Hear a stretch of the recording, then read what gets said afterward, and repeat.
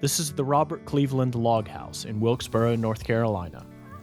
Nearly as old as Wilkes County itself, the structure was built around 1779 in the midst of the American Revolution.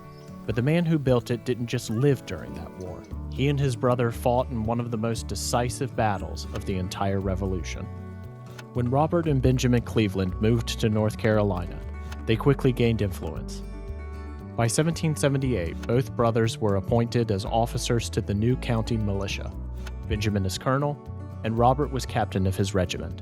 But after a series of Patriot defeats in the South, British Lord Cornwallis marched into North Carolina. So the call went out to the mountain communities and frontier towns to fight Cornwallis's officer, charged with guarding his left flank.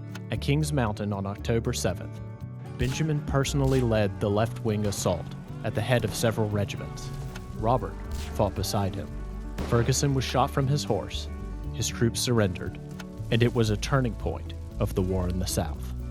After the war, Benjamin would become the namesake of Cleveland County in 1841.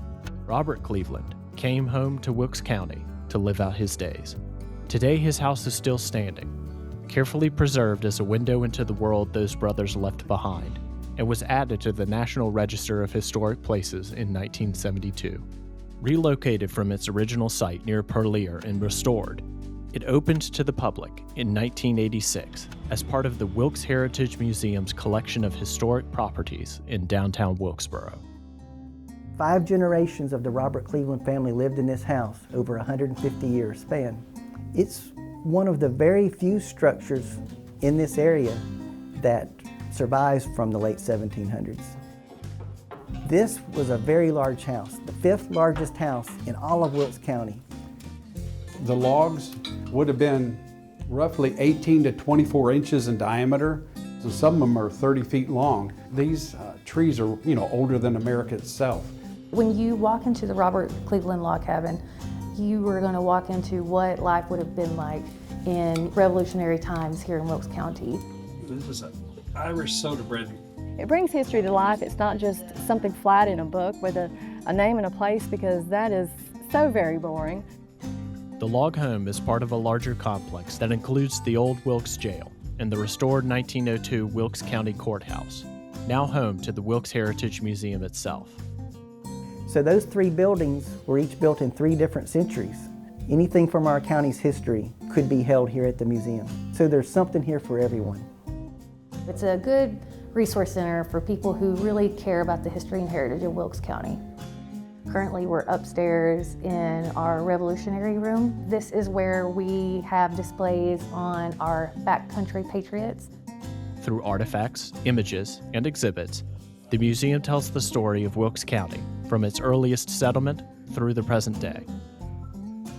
So salt was very important to them, not just for seasoning their food, but also for food preservation. Guided tours of the log home run Monday through Saturday and are included with museum admission. Plan on 2 to 3 hours to take it all in. People actually built this. It didn't just appear, and it's not just a museum piece. Our ancestors were a part of this.